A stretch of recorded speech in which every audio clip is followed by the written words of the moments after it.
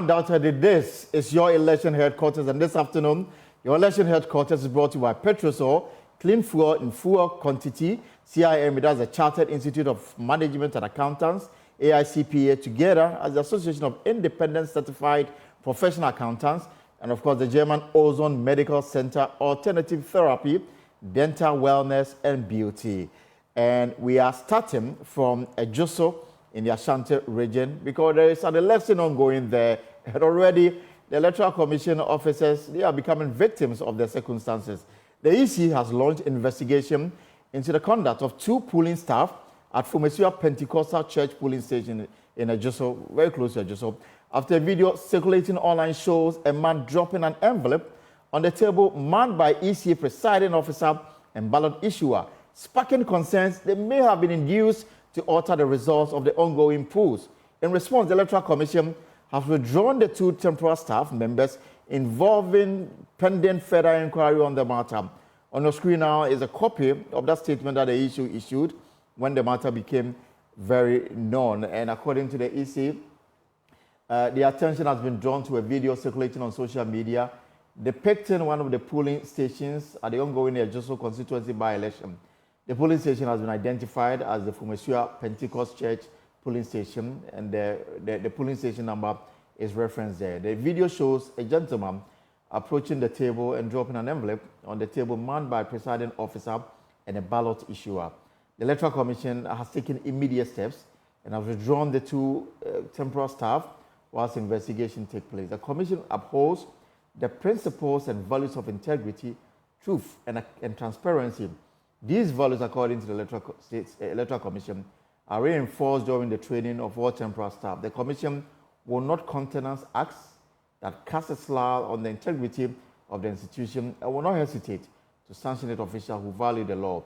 The report on the incident will be made available to the public in due course, and this is signed by the Electoral Commission. So what really is the backstory? My colleague, Ohim Nteria, interacted with the infamous man spotted dropping the envelope before the video went viral. Watch this. We have Dr. Kingsley Nyako here, MP for Kwadaso, and it's good to see you in the Ejoso constituency, though this is not your parent constituency. What is at stake for your party as far as this by-election is concerned?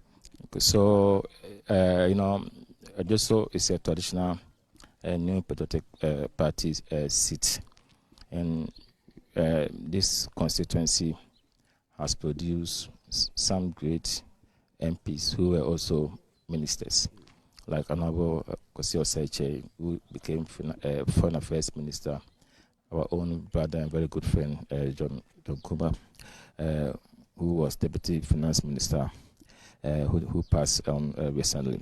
So it is a seat that means a lot to us in terms of the political dynamics within the region and the country.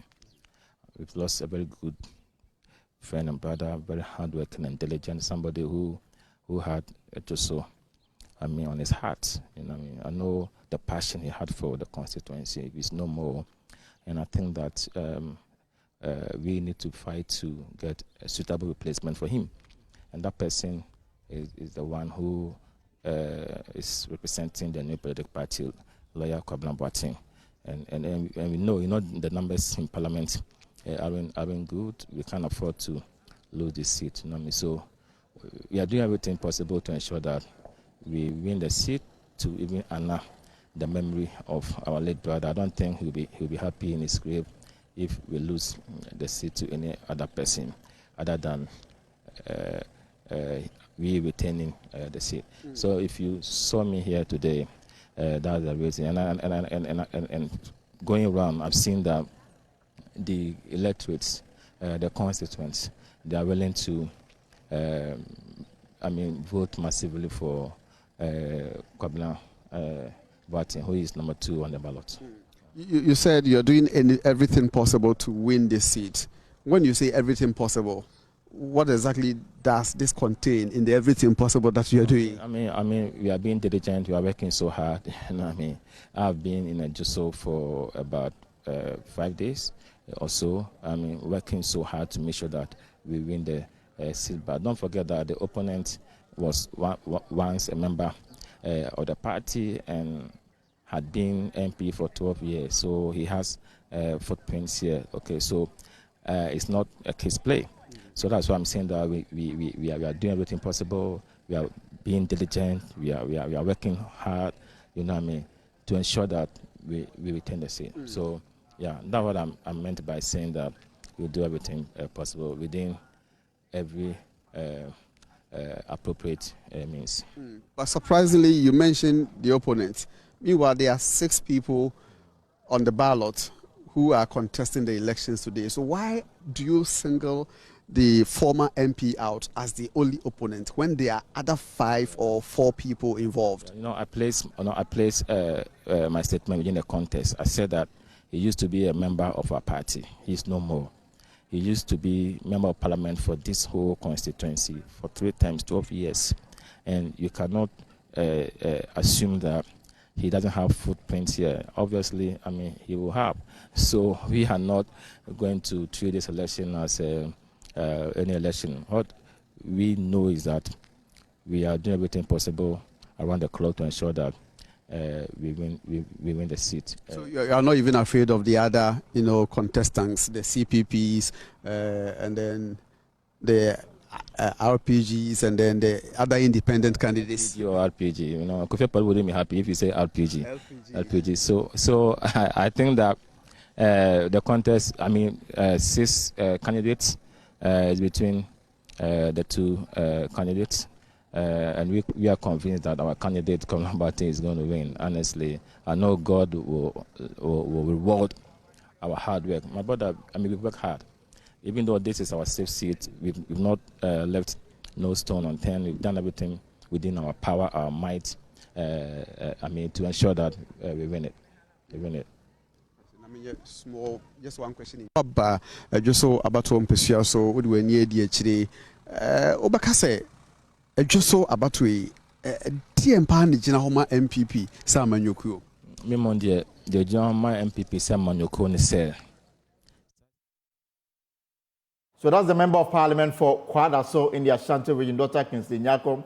The same person seen in this video, dishing out what has now been described as an envelope to some electoral commission officers. And this, the EC, they've started an investigation into this matter. They've already withdrawn the 2 officers. That is what you are watching on your screen. What is contained in this white envelope is unknown as of now. The EC says that they are investigating this matter, and I'm certain that very soon we'll get the details of what it is. So my colleague was reporting from the polling center, and then behind him is a Member of Parliament for Kwadaso, Dr. Kingsley Nyako, and he doesn't vote in the constituency, so it's unclear what exactly he was interacting with the party officers for, and the kind of communication that went on, and what he gave them, the envelope, and what the envelope contains. That has triggered some kind of investigation, and the Electoral Commission in the statement says that they've become aware of this viral video.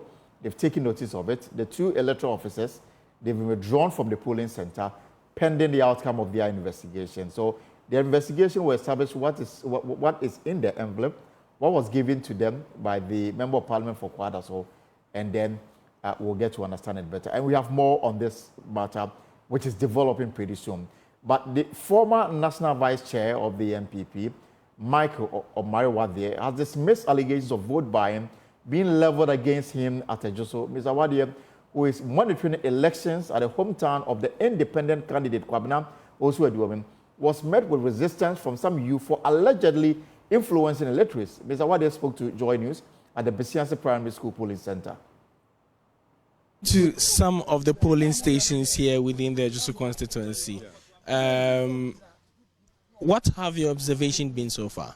Well, so far so good. The numbers keep increasing, going around what we started, and now I think we have about 25% of the people who are supposed to vote who have already voted, and we're hoping that at the close of the day, the lawyer Boatin will be the winner, the victor. It looks like from the campaign period through till today, NPP has had some opposition on the ground. It's unusual when it comes to the constituency. Just a constituency is a stronghold for the New Patriotic Party. Is something like that, being witnessed today? Of course. I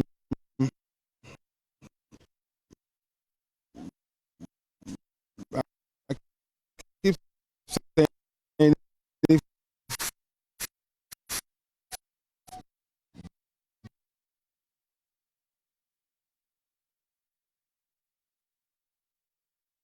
Right, our apologies. We'll rectify that and bring that to you. Meanwhile, the national organizer of the NPP, Henry Nana Boakye, has also dismissed claims that the government is influencing the electoral process with money.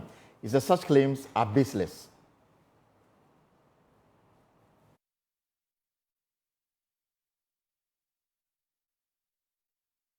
No evidence. I came here, I've not seen anybody influencing any electorates with any money. So those accusations, I think that as a media practitioner, we should not even follow it at all. I mean, it breeds tension. I don't think that there's any such thing. We are not engaged in that. We have conducted effective campaigning. We've gone to communities, we've gone to churches, we've visited chiefs, we've done door to door. We've waged an effective campaign. We are very hopeful that we are going to win. So those who are peddling such false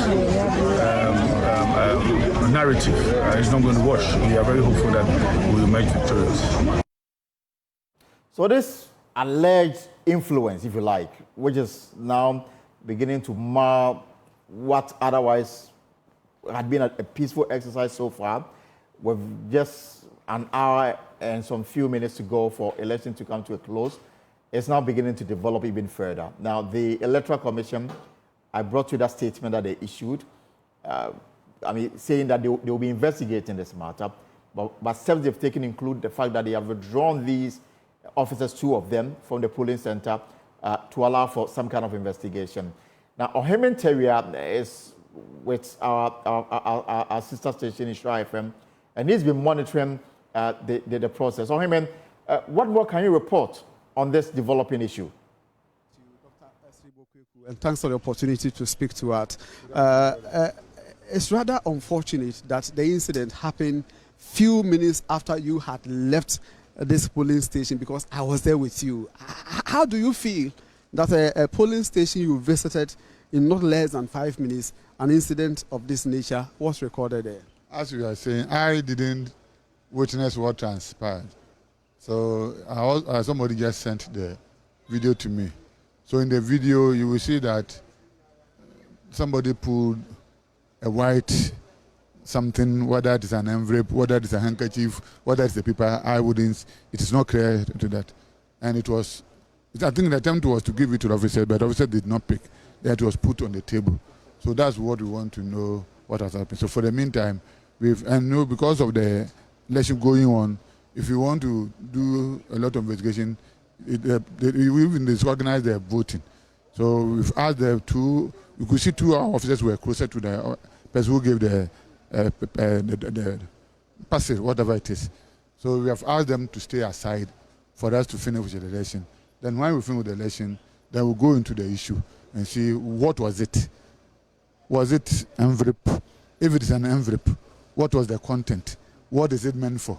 Whatever, if it is handkerchief, what is it meant for? If it is ordinary paper, what is it meant for? So we will get to know the details of whatever the content or the parcel is and the purpose of the parcel. Then based on that, we'll take the next action. I know EC officials have visited the said polling station.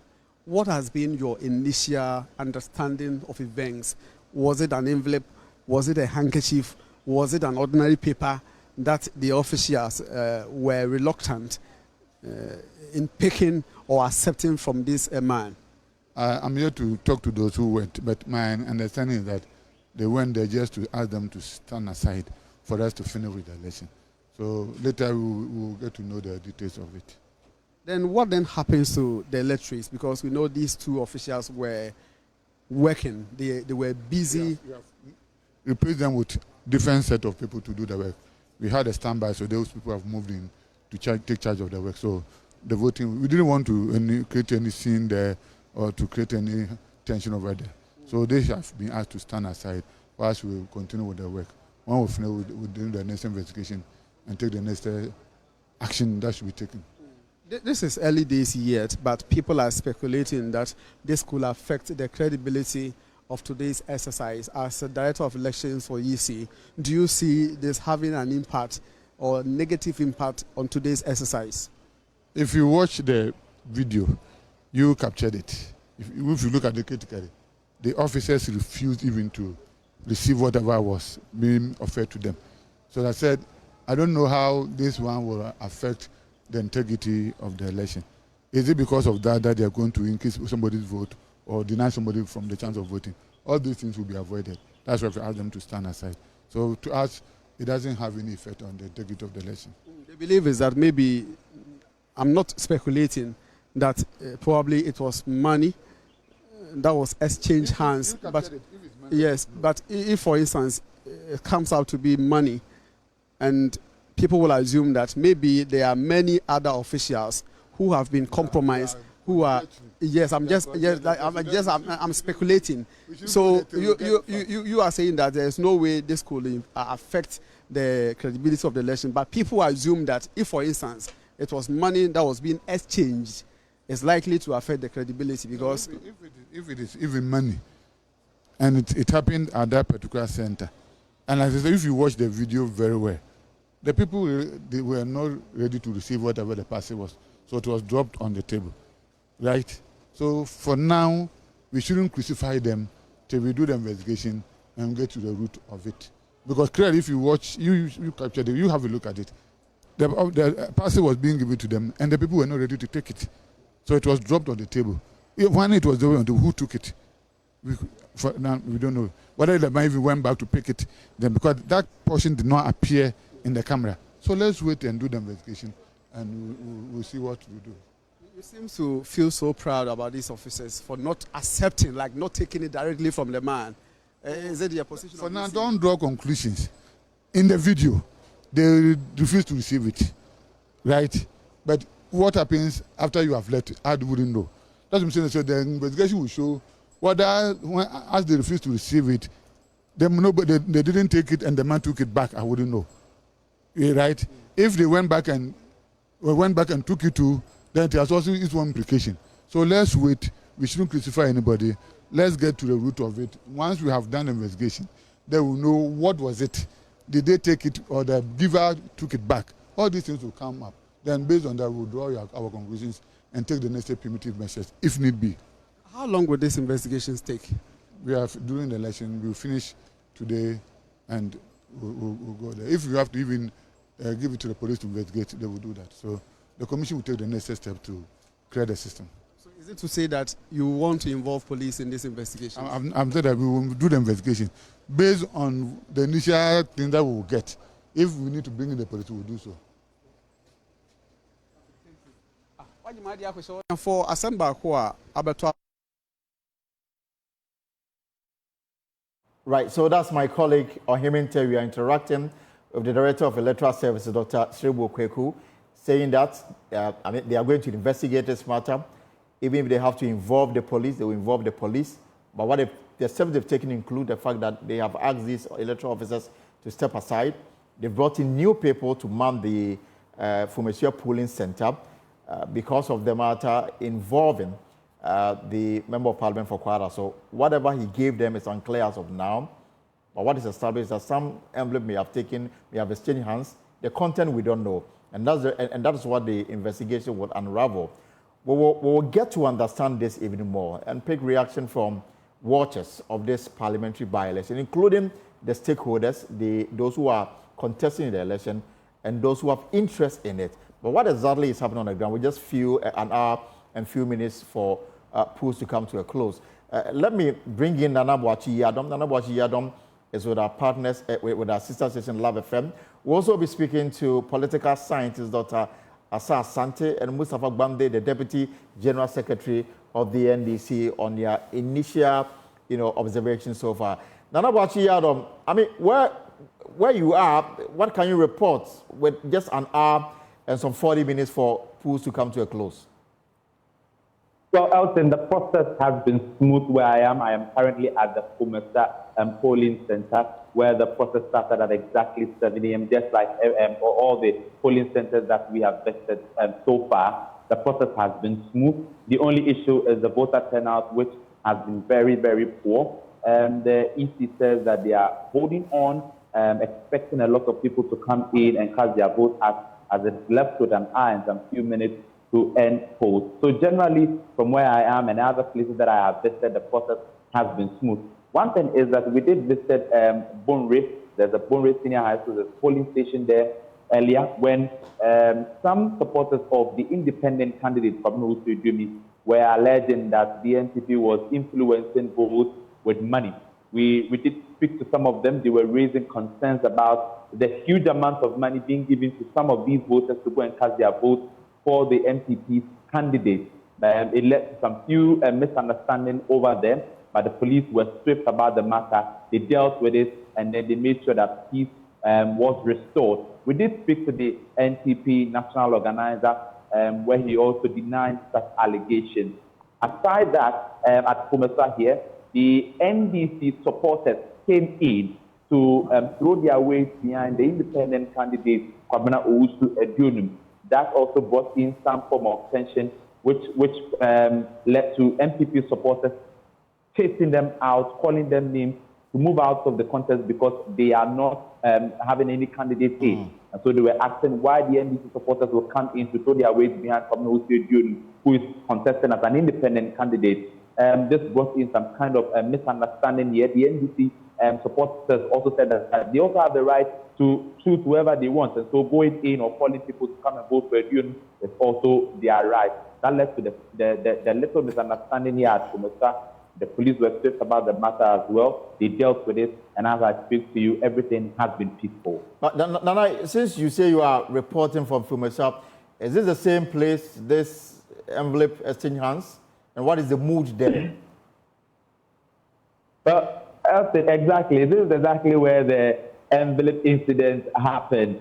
The mood here, I can say that after they asked the two EC officials to leave, everything has been peaceful. You know, there would be some mistrust if we had these EC officials still present. But then since they are not here, the process is still going on peacefully. There's still trust, and they are waiting on the EC to conclude the entire process. As you can see, the letter issued by the EC says that they are beginning investigations into the matter. And so, as to whether or not that they can determine that those two officials are guilty or not, we'll still have to wait for the EC to make such determination. But then everything has been peaceful so far. This is the same place the incident happened. The envelope incident, I would say, happened. Thank you very much, Nana Wachi Yadom, and we'll get back to you as the process begins to wind down, because we've got an hour and some 30-something minutes for the polls to come to a close. But let me bring in political scientist Dr. Asa Asante and, of course, Mustafa Gbande, Deputy General Secretary of the NDC, also joined via Zoom.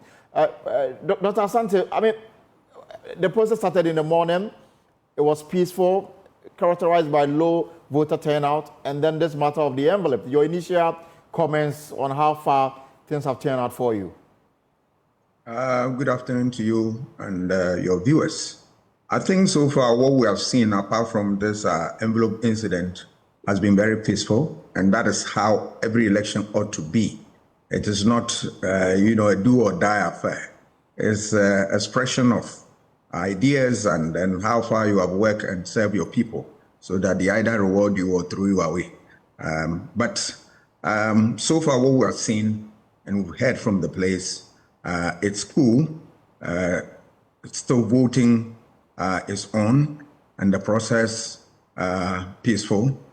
This envelope incident is very unfortunate, but I will leave it as at now because you are now going into what? You are going to investigate the issue and see what happens. But it's unfortunate because if there is nothing like you want to influence or induce anybody, pulling out a thing of the sort at that moment, it's totally wrong, even if there is no intention to influence anybody. Because you see, for election to be free and fair, you should have no doubts about the process. So anything that will create doubt, I think my good friend knows better. So you should have, acted very well. Even if it was something else, it was not money, it was nothing, you shouldn't have pulled that thing out there. Because anything that will raise an eyebrow will obviously undermine the electoral process. I am happy that the same constituency where your reporter picked the incident as calm, and that is how it ought to be. So, so far, I think that the process has been smooth, but this is a very unfortunate incident. In fact, it's an ugly spectacle we don't want to see in election, where however the intention is, it is not meant to happen in any way. It may be something else, not the envelope containing the content we don't know and all that. But it shouldn't happen because it can raise unnecessary eyebrow. This election that is peaceful, so you don't expect anything to come in to affect the situation. It's very unfortunate. But the good news is that it will be investigated and we'll know what really transpired.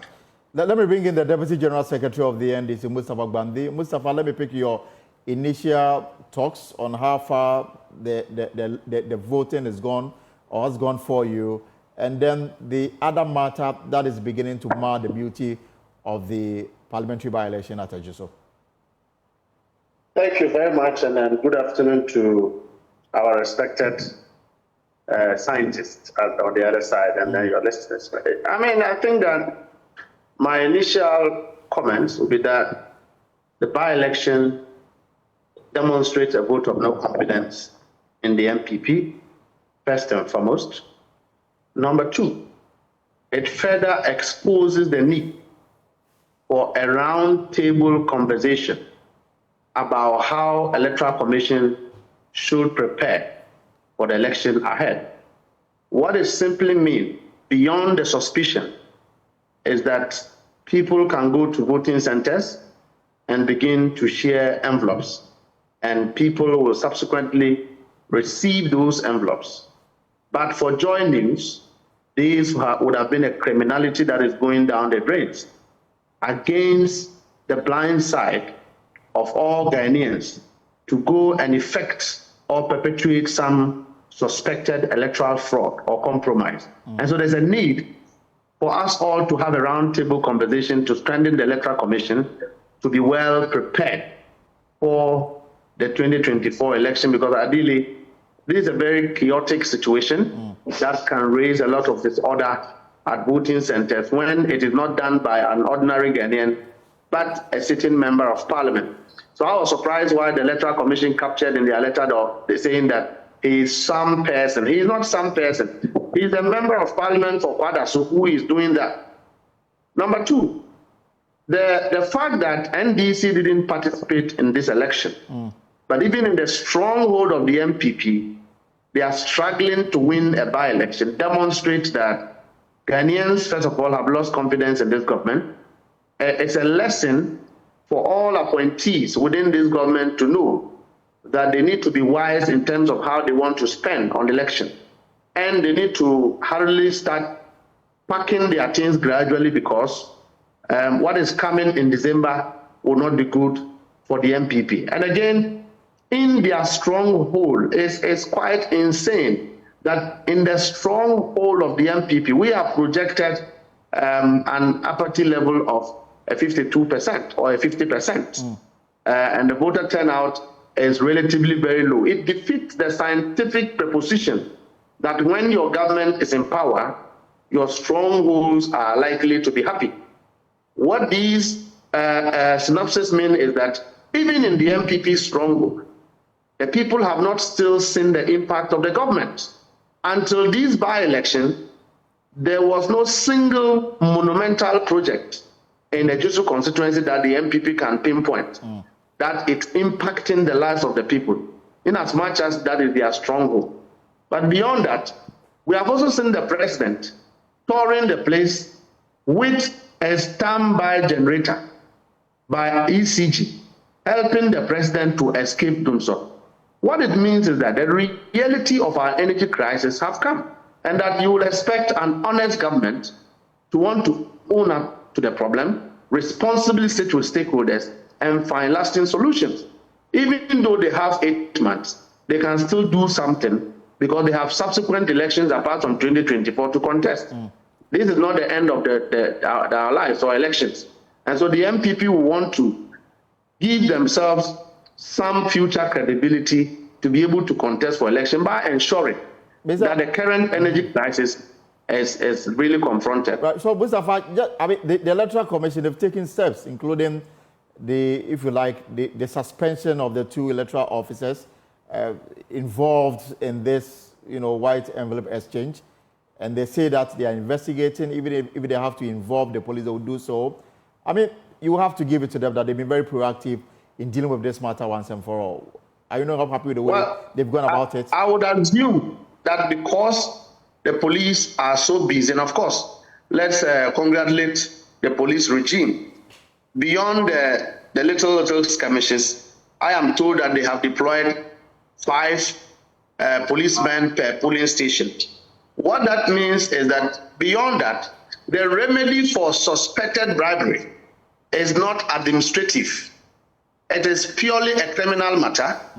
And by this time, in any responsible jurisdiction, the MP should be arrested and the electoral officer being arrested. Clearly something has taken place. Even though we don't know what is contained in this envelope and the motivation. Even if it was a love letter, assuming that the MP and the electoral commission officer are married couples, why would you come and give a letter to your wife at the polling station or a voting center? In the parameters of election, these activities are not permissible.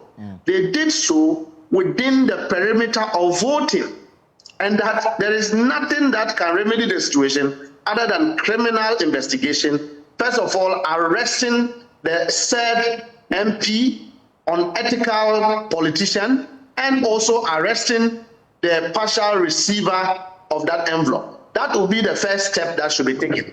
And, taking them out and bringing new people is not a remedy for suspicious criminal activities. In this case, we can say that, 1, there may be stuffed ballot, already vote on printed ballot papers. He may say no. We will say that it is money being exchanged in hands, which is bribery. The electoral officer have received, which is also the receiver. So both parties are in a crime.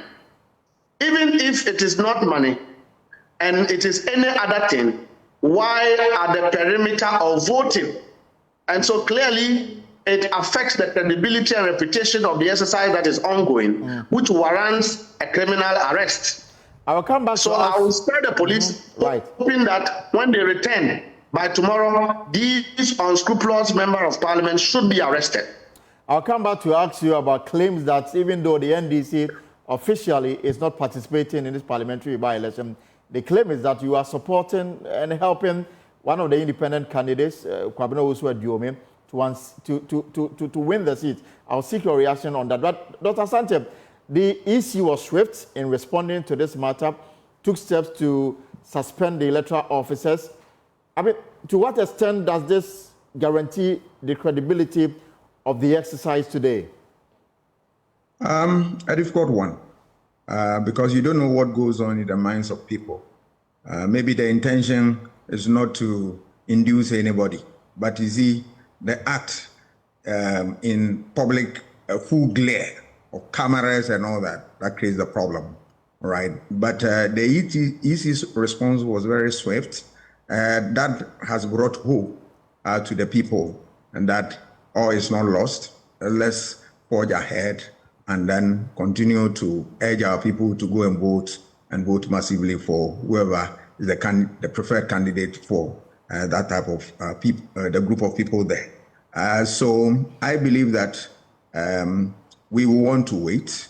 After election, we'll see how the investigation will go and all that. But so far, that's the best the EC could do under the circumstance. Yes, withdraw those people who were in the thick of affairs and then also, in order not to mud the whole process, take, a judicial notice of what has happened, and then after that, you begin your process of investigation and you bring your findings to bear on the matter. For election, we always say that you don't want to create a situation where there is the slightest doubt on the minds of anybody. That creates a problem. But I believe that this one, the way the EC has acted, and then the way the process is being carried through, I have no reason to doubt that all things being equal, we will be victorious, and that election will be free and fair, and that people, those who have lost, will concede defeat and accept the rules of the game by congratulating the winner and the rest of them. So I believe that is how it ought to be. More often than not, when such incidents happen, the wise thing to do is that you put it behind you, and then it should urge you to vote for the candidate that you really want to vote for, so that whatever the plan is, you cancel it by way of your voting. And that is the spirit that supports any democratic enterprise, such as what? Election. So yes, you want to have doubts in your mind. How do you clear that? You can only clear that when you go and exercise your franchise, so that apathy should not be a thing in this matter. And once you express yourself and then you go in your numbers for your people, obviously, if luck is on your side, you should be able to win the day. So that is what I can say for now. But Dr. Santi, I mean, the concern here is that this was captured on camera. I mean, there are over 200 polling centers in the Adjoso constituency. And the concern is that what if similar things are happening on the blind side of, the public? Yeah, that will only be something worth considering when you have evidence, like what we have now. That one, you have no evidence. So the best it can be, you'll be conjecturing. You'll be conjecturing and all that. But for political actors, they will always pretend that nothing of the sort happened, but they themselves are guilty of that one. So that one, you and I know that it amounts to nothing. Our effort to pry into that, we are not going to get the results that one, unless you can only hear that when people have been beaten to it, when people are cheated in a way, when there is a pain, then you see the one in pain expressing grief and then disappointment. That's why. But if it goes on well with that person, they move on and will come and tell you that we organize ourselves well and we won and all that. That brings to mind that we should, approach election with all manner of seriousness, eschew things that will undermine the process and all that. Because that one, it gives you your real strength. If you organize yourself devoid of any antics, devoid of any tactics that will undermine the process for you to gain favor in the election. Once you win, you yourself, you are not convinced that you have had a genuine victory and all that. And that is one of the banes of this democracy that we have, that people use all manner of means to get, election won at the end of the day. But the process sometimes are very, very, very questionable. But hey, in politics, who get what, when and how? But the outcome of this, which for some may be a moral booster or better still, an endorsement or rejection of the governance of the NPP, is what people are looking forward to. For example, the outcome of today's by-election, the NPP. Should the NPP win, to what extent would that give them confidence going to December? Knowing very well that the independent candidate, three-time MP, former Chief Executive Highways Authority, the man is not just a small fly in the community. What would be your expectation after all is said and done today? I expect that whoever will win genuinely, without any inducement, without any sort of harassment and all that. And the people will express themselves freely to give whoever is supposed to win the votes. But that aside, in politics, people can do all manner of things because they want power. So you can see inducement, you can see issue of, harassment, but we haven't seen any, but manipulation, let me put it that way, being brought to the fore and all that. We are saying that in a constituency like this, from the word go, this should be an easy election for the ruling NPP for an obvious reason that this is their stronghold and that they've been winning time immemorial. But once you get somebody from their fold, who is a 3-time MP, all right, and he has also left his footprints within the constituencies, then a cause for worry for the party. Right. And such people will always want to also prove the party wrong.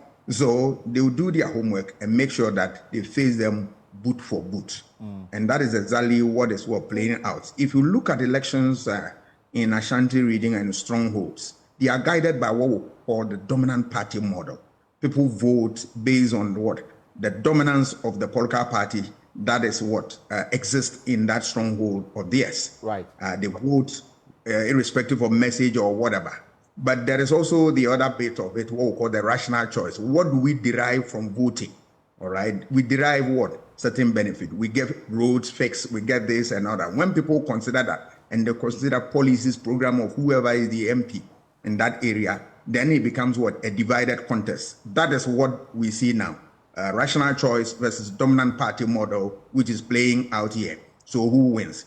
Obviously, it will be a function of how you have organized yourself in terms of your strategy. If your strategy is to induce and the people are vulnerable and then they fall to it, you win. If the strategy is to be able to get more people because you believe that message is one that will influence the choice of people and it works for you, fine. And of course, you are also be able to do this based on the resources that you have at your disposal and all that. Above all, the message that you churn out, and it's a function of the problems that you have identified within the area that you think that you have the solution to deal with. And specifically, we deal in constituencies, we look at what we call the constituency-specific issues. What are the constituency-specific issues that confront the people that they believe that you are the one who has the magic wand to turn things around? So all in all, it should be an interesting contest.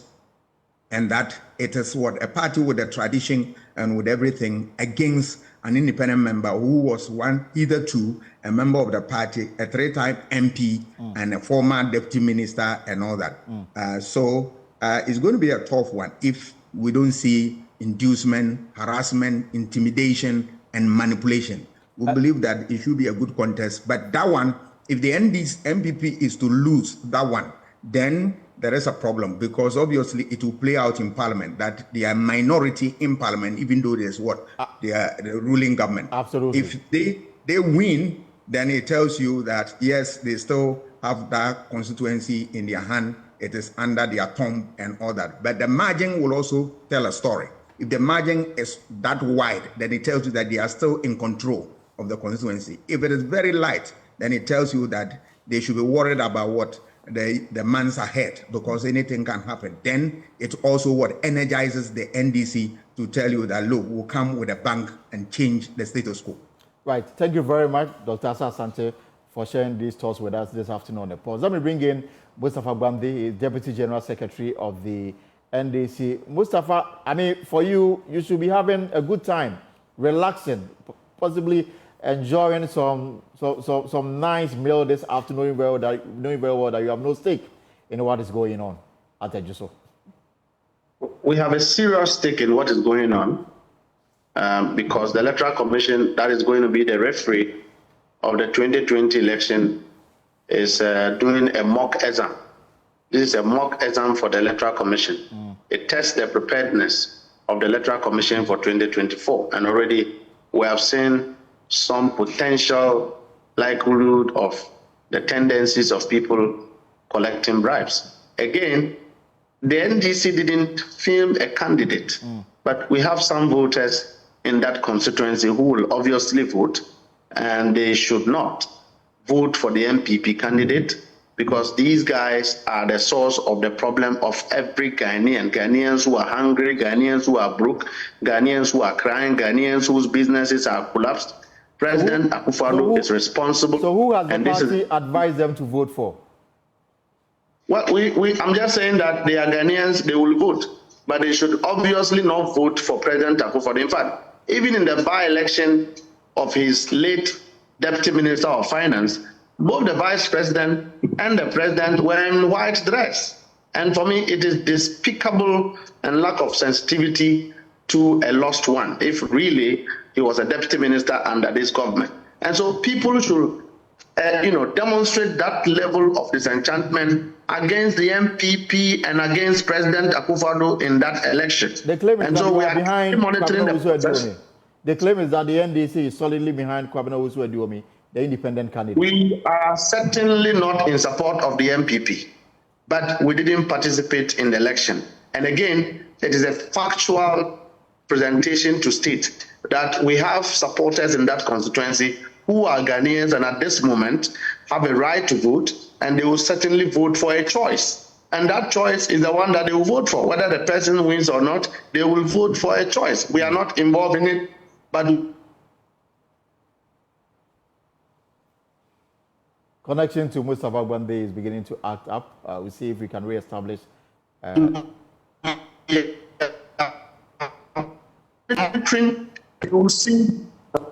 Hello? Yes, I can hear. Please go on. Yeah, in the next few minutes, you will see that NPP operatives and their supporters will begin to misbehave. And this is just a call for the police to be in readiness for what is going to happen, because they know that if there should be any fair process, they will lose. They are sharing money.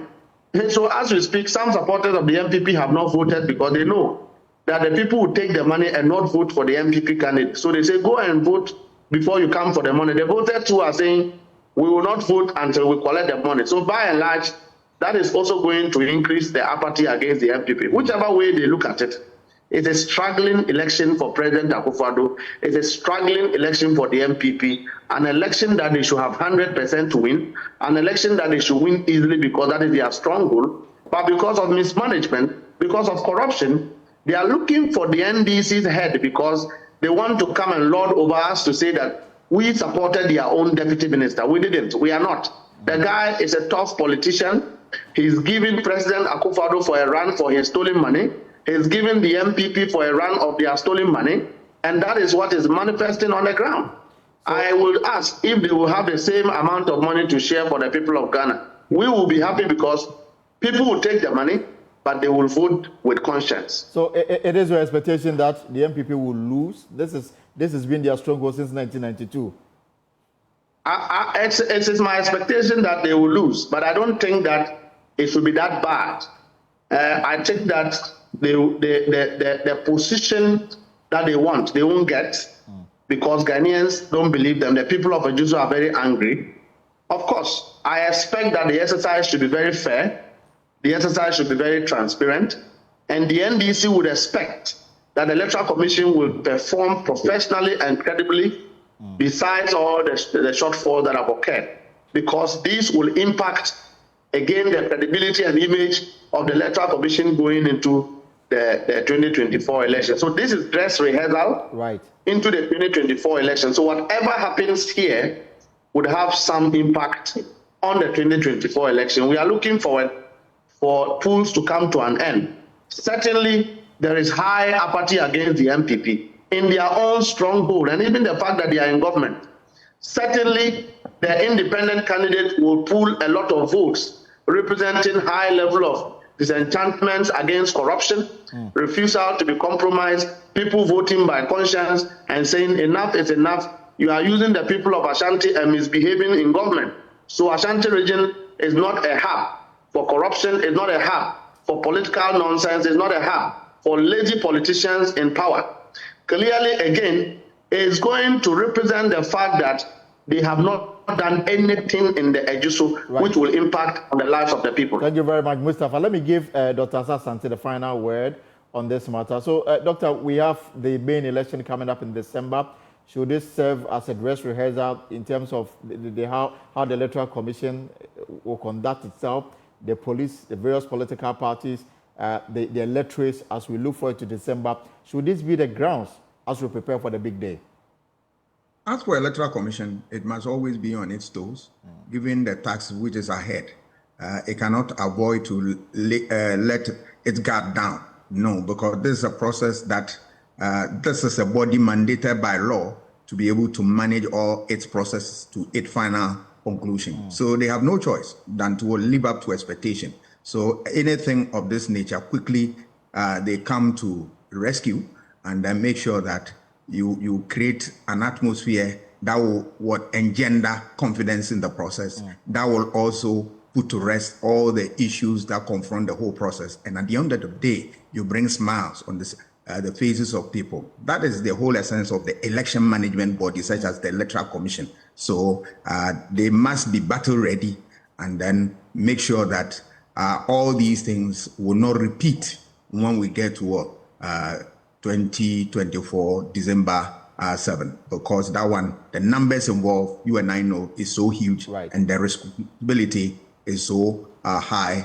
and it requires all manner of experience, tact, and finesse. And above all, you have the country at heart, and you want to make sure that after we have gone through the process, the nation will come back together as a solid body. Right, thank you very much.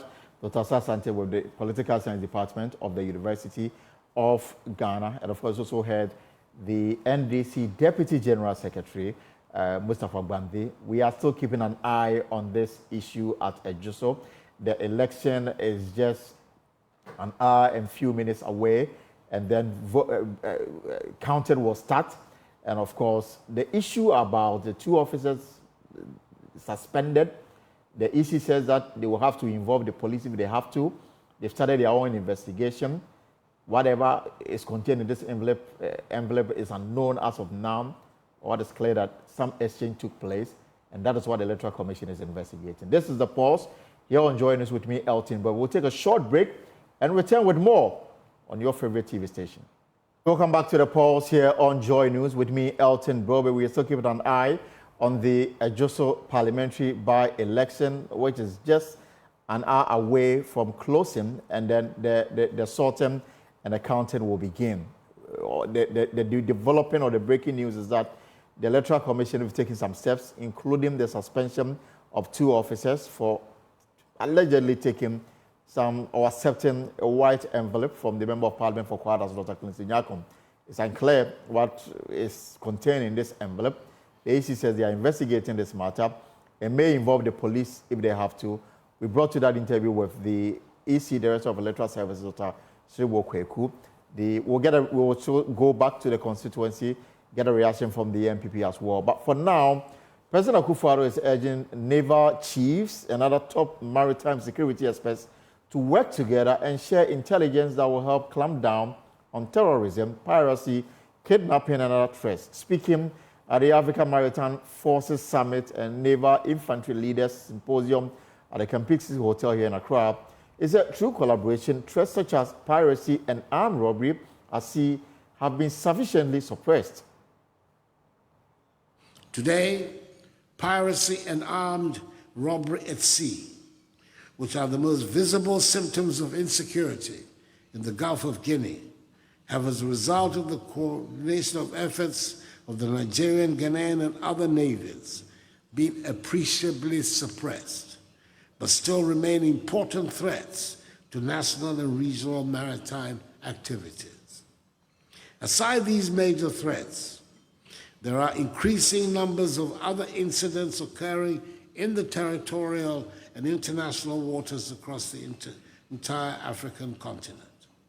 Illegal oil bunkering, kidnapping at sea for ransom, illegal fishing, terrorism, and drug trafficking are common threats across our territorial waters. These transnational crimes do not only threaten national and regional peace and security, but they also come at a great cost to the economies of both coastal and non-coastal states. In the face of these challenges, it is imperative that we foster greater cooperation and collaboration amongst African maritime forces. By working together, sharing intelligence, and coordinating our efforts, we can address effectively maritime security threats, and safeguard our maritime domain. It is indeed instructive that to this end, several collaborative efforts have been advanced by African countries. Key among them are regional collaborations between neighboring countries to improve the approach to dealing with maritime crimes. The operationalization of the Yaoundé Code of Conduct is an example of significant efforts made by countries in the Gulf of Guinea to deal with maritime crimes. The U.S. Ambassador to Ghana, Virginia Palmer, said, considering what is happening in West Africa regarding military overthrows, Ghana's military must be commended for respecting the constitution. She said the maritime domain is big and no country can handle the crimes that take place there alone. These days. So I salute you. We all respect it very deeply. And it is a great contributor to Ghana's success and prosperity. This gathering is a testament not only to our shared commitment to maritime security, but also to enduring partnership between our nations and the continent of Africa. Here in West Africa, peace building and security are never far from our minds. Ghana has been fortunate in avoiding violent extremist attacks. As you know, some of Ghana's neighbors have not been so lucky. As His Excellency the President noted at the very beginning of his State of the Union address earlier this year, West Africa is under threat of terrorism and violent extremism. Countries in this region can no longer take our territorial integrity for granted. These are indeed times in which the work and collaboration of everyone in this room is critical. Ghana's leadership as a member of the UN Security Council, as chairman of ECOWAS, influential member of the African Union, and home to the African Continental Free Trade Agreement Secretariat, demonstrates its critical and growing role in security, stability, development, and economic prosperity for Africa. Its peaceful elections and subordination of the military to civilian authority are models for the region and beyond. But we know that fostering peace and ensuring stability is about more than having well-trained and experienced security forces. Through multi-year implementation of the U.S. strategy to prevent conflict and promote stability, the United States government is working across coastal West Africa to promote social cohesion, inclusive economic growth, and accountable governance in order to prevent conflict. The solution isn't only a security solution, it must be a development solution and a governance solution as well. Development, along with professional security forces offering real security to vulnerable populations, is key to halting the spread of violent extremism. This week is dedicated to African maritime security and cooperation, key elements of regional security. And we've already been talking about the fact that there is much to be proud of. The Gulf of Guinea is far safer today than it was 3 years ago, and that's due to the work of the people in this room and our cooperation. This summit, Cooperation at Sea, Safeguarding African Maritime Security, comes at a critical time. Our seas, especially the Gulf of Guinea, are bridges that connect us and serve as channels for trade and shared prosperity. And Admiral Yakubu, you speak beautifully about the importance of that. These waters, however, are also the front lines in our joint efforts to combat piracy, illegal fishing, and illicit trafficking. I'm glad the Minister of Interior is also here. Challenges that no single nation can effectively face alone. Our discussions and subsequent actions must lead to effective countering and prosecution of these activities. The Comptroller General of the Ghana Immigration Service, Kwame Asuatachi, said his outfit has strengthened its second layer of border management through enhanced inland checks to deal with the threat of terrorism. He urged commuters to cooperate with the GIS in this regard. It's the lead agency in border security, but we are not doing it alone. We do it in collaboration with other security agencies like the Ghana Armed Forces. We have the Customs of the Ghana Revenue Authority, and this collaboration is working effectively. We have an operation called Operation Concrete Fist, where these agencies are the borders and are some of the unapproved routes. It is very important that we need the collaboration of communities along the borders, and we have something that we call community engagement, that the GIS with other agencies are engaging our communities. That you see something, you say something. You see something, you say something. That we call the 4S, and it's working effectively for our country. It's also important to state that the government is not taking it for granted, because Ghana is the only country that has not been attacked. We've not had any attacks on us, and we are not resting. And I will say that the government has retooled all the security agencies, especially the GIS. So we are well equipped. We have our men on the ground. Like I said, we've been assisted by the Ghana Armed Forces, and we're working effectively and collaboratively at the borders. One of the strategies we've adopted, which is very critical, is what we call the second layer in border management. So we have what we call the inland checkpoints.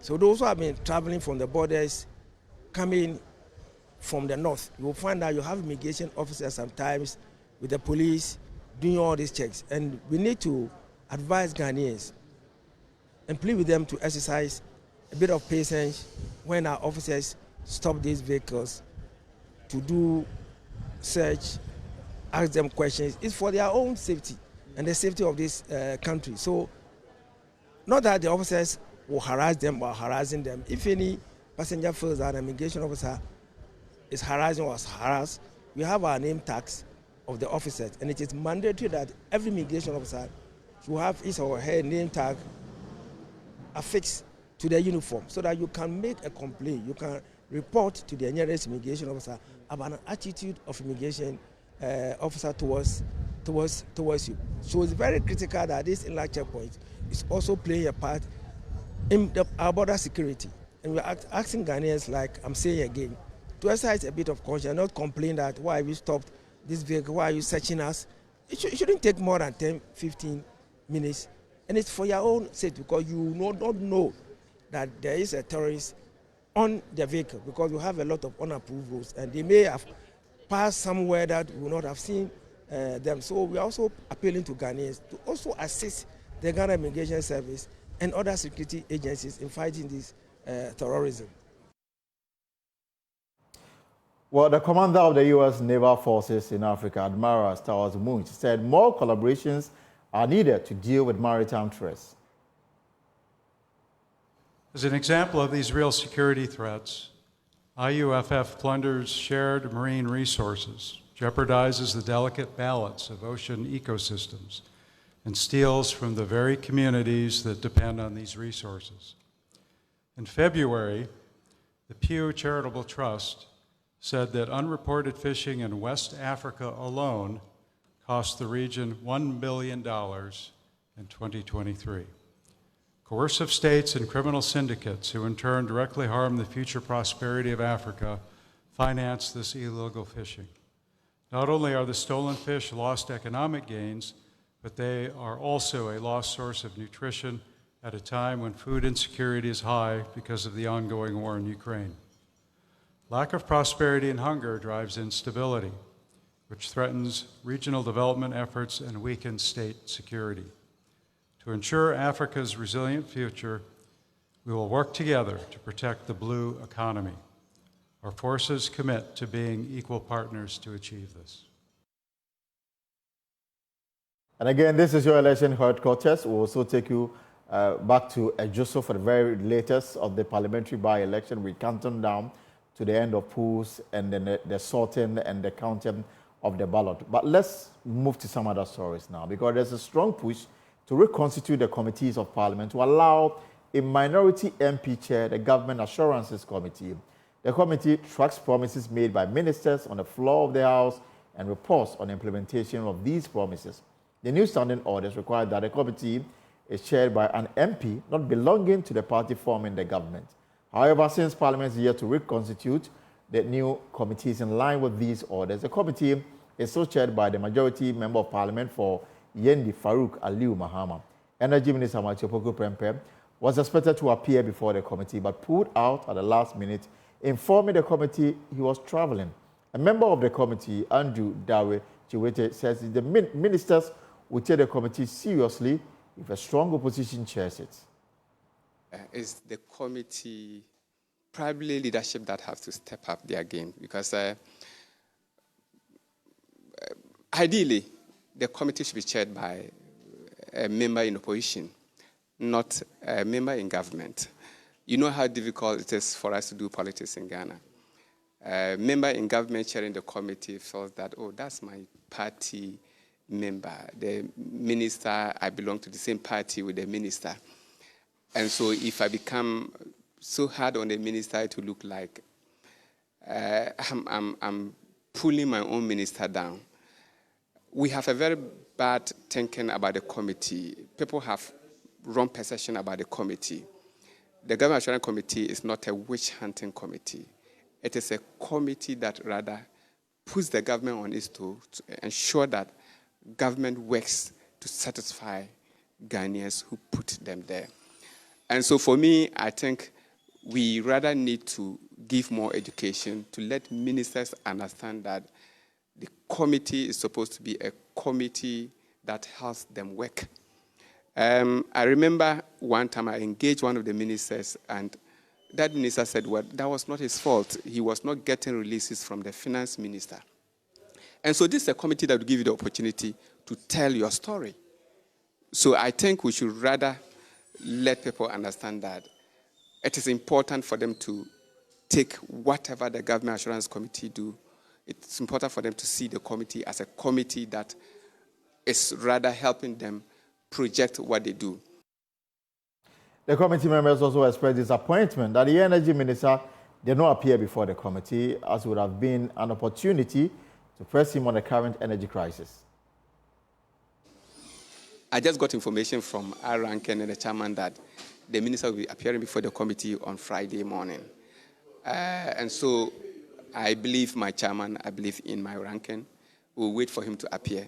But the Dumso situation, it is not something that we can hold him on because we are in the situation now. It's a possible question that leadership may be asking, but we cannot hold him to it because he never appeared before plenary or he never appeared before the House to give deadlines that he was going to end Dumso. And so that one could be a question that will be asking him, but no one will be pinning him to that. Yes.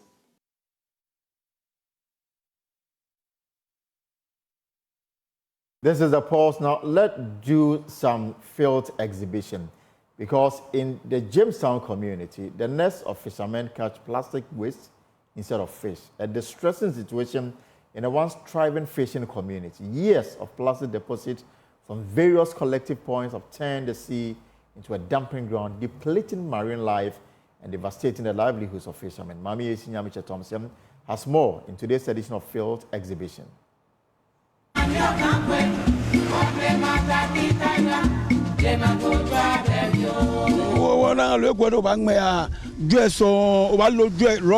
When we go fishing, we hardly get fish, only rubber.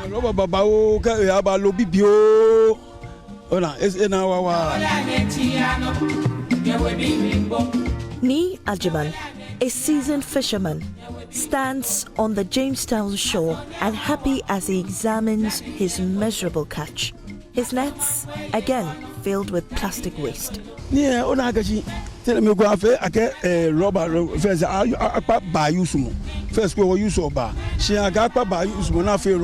think it is the use of rubber that has destroyed our environment. It isn't good for us.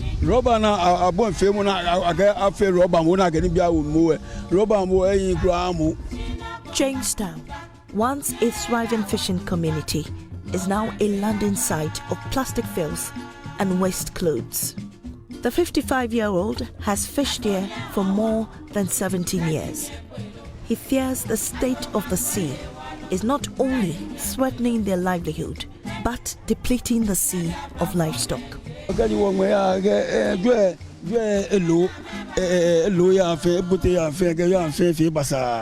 plastics are destroying the livestock in the sea. We're not getting fish. We try hard to get it, but it is increasingly becoming difficult.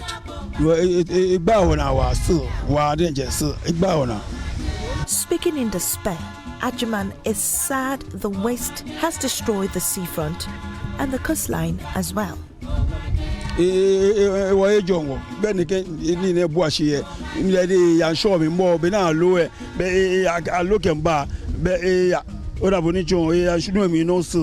Our nets are no longer catching fish. It is worrying us.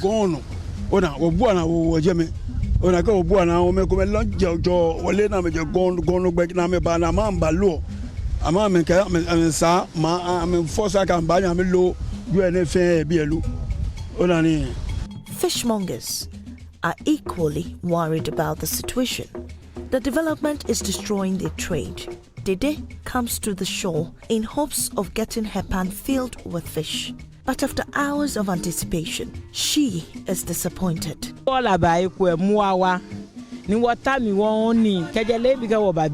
this time, The beach is unclean. The sea is filled with debris from other areas, especially the Kole Lagoon, and the sea carries it here. It's a worry to us. The layers of plastic waste on the shore overlooking the polluted sea is not the fault of the fishermen. It is the collective filth from different areas that have been dumped on the shore from the sea. As Ariel Bing says, even interventions by NGOs aren't helping. This rubbish used to come more than this one. We have some NGO which they come here and collect the rubbish. They collect the rubbish about 3 days more. You can see the rubbish again. And look at it. It comes from the sea. Look, the rubbish is there. When the sea is pulling, then bring the rubbish. He isn't sure there is hope for the sea to be saved. Having worked on the shore for over 20 years, Obin says the thick layer of plastics formed on the Jamestown beach is creating a looming disaster. They don't look at the fishermen. They don't look at them. You see, we have the stewards here, the fishermen's king and the king, fishermen's king. They are there. You see, nothing the DCE and the MC makes for them. But until help comes, children aspiring to be like their fathers may be dealing with a much grimmer picture than it already is. From Jamestown, Mamisi Nyamiche Thompson for Field Exhibition.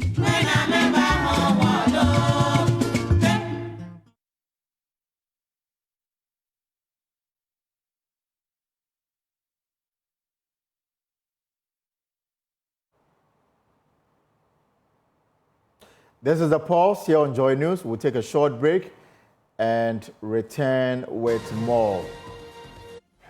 We're back, and researchers are deploying sensors in urban poor communities to investigate pollution sources and its impact on residents. The goal is to assist municipal assemblies in cracking down on polluters and protecting vulnerable groups. Air Quality Beat reporter Michael Ashali has more in this report. According to WHO's 2022 data, a startling 99% of the global population is exposed to polluted air. In Ghana, air pollution is responsible for at least 28,000 deaths annually. Air pollutants come in various forms, including particulate matter, nitrogen oxides, sulfur dioxide, carbon monoxide, volatile organic compounds, and ozone. These pollutants originate from a range of sources such as vehicle emissions, industrial processes, and power plants. That makes the Tema Industrial Enclave a hotspot. The situation is, as Tema is an industrial city, there's a lot of industries and their operations churn out fumes into the atmosphere. Wisdom Adeche is the Metro Health Officer for the Tema Metropolis. So it will affect our atmosphere. Burning of waste, also the fumes that comes out, people inhale it, and it will affect health of people who inhale it. For years, Air pollution has been the talk of town, especially among the urban poor and in the slum communities around the industrial enclave. Authorities have had a challenge tackling the menace. Tema East Sub-Metro Director Maunyo Amenya will explain why. We don't know the extent of which our communities are polluted, the air and the quality of air that we also breathe in. The inherent difficulty in tackling air pollution stems from the lack of precise data on its sources, affected demographics, and the extent of its harm. People's Dialogue, in collaboration with Clean Air Fund, is filling that gap. They are deploying air quality sensors in 3 urban communities. Hamza Bawa Mahama works with People's Dialogue on human settlement. He believes the data will help municipal assemblies to fashion policies that directly tackles the sources of pollution and to plan more inclusive communities. The project covers initial 3 communities. We are looking at Newtown here because of the industrial nature. We are also looking at Sokoban in Kumasi. Sokoban because of the wood industry, the wood factory. It's basically about data. Before you can make any intervention, you need data. And so the sensors are basically to help us gather data. So we have 2 forms of sort of sensors that we are going to deploy. The first one is we call it the purple air sensor. It's an outdoor sensor that we are going to anchor. And then we also have the air beam. The air beam is just like a handheld device. In Africa, funding for air quality between 2015 and 2021 was a drop in the ocean. By supporting projects like this, Clean Air Fund hopes to change that narrative. Victoria Teria is an analyst at the Clean Air Fund in Ghana. And so for this project, we are looking at the slum communities, the urban poor, the effect of air quality, air pollution on their health, and also to inform policy. So we'll be linking that with the policymakers as well to make certain policies to help mitigate the effects of air pollution. At least 1 stationary outdoor air quality monitor will be mounted in the community and some wearable sensors will be deployed. Additionally, some residents were given the role as air pollution community champions who are to educate others and also to police air pollution in the area. Joshua Tay Aguda is one of them. It will help in my community to see how best we can even control how we do things to pollute the air. For authorities at the Tema Metropolitan Assembly, this is a welcomed move. Knowledge will come so that we ensure that industries put in place mechanisms that would clean the air. It's going to help us to measure the level of pollution in the atmosphere and inform us in terms of public health, protecting our ecosystem. It is now a race to educate the masses about the far-reaching effects of air pollution and their devastating impact on the climate. With projects like this, they hope to win the race. This story was a collaboration with New Narratives. Funding was provided by the Clean Air Fund. The funder had no say in the content of the story. For Joy News, Michael Ashale.